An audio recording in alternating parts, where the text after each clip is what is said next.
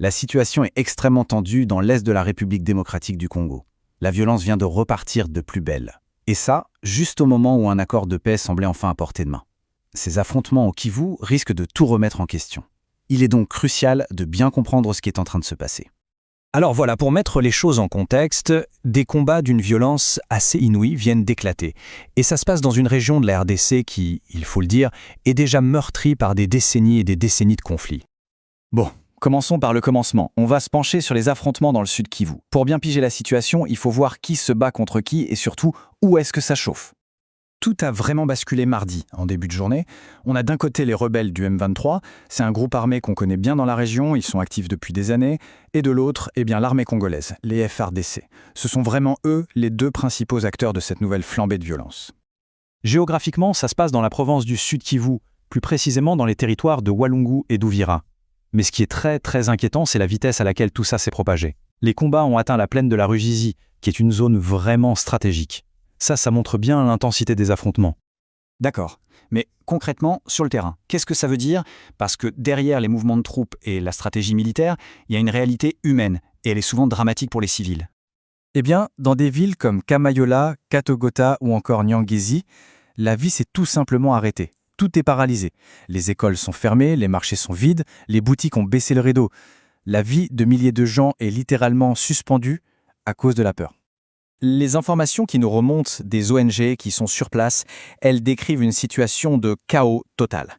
On ne parle pas de petites escarmouches, là. On parle de détonations d'armes lourdes, d'armes légères. Il y a des maisons qui ont été incendiées dans certains coins comme Butuzi ou Notama. La menace est devenue très, très concrète pour les habitants.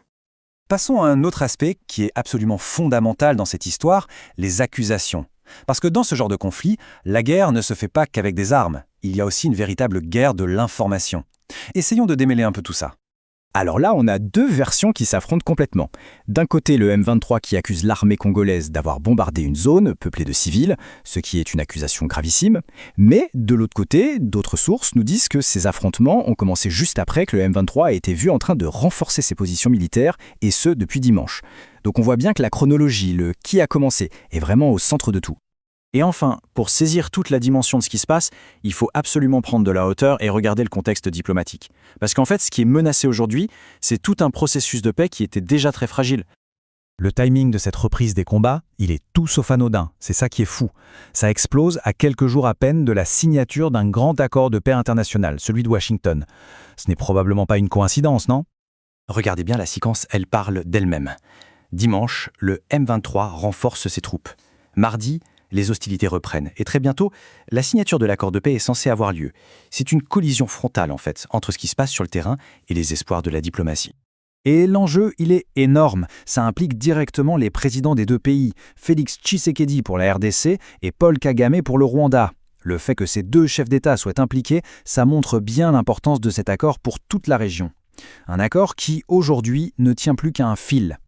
Du coup, on se retrouve avec une question, une seule, qui reste en suspens. Face à cette nouvelle explosion de violence, est-ce que l'espoir de paix, qui semblait si proche, peut encore survivre? Les prochains jours vont être absolument décisifs.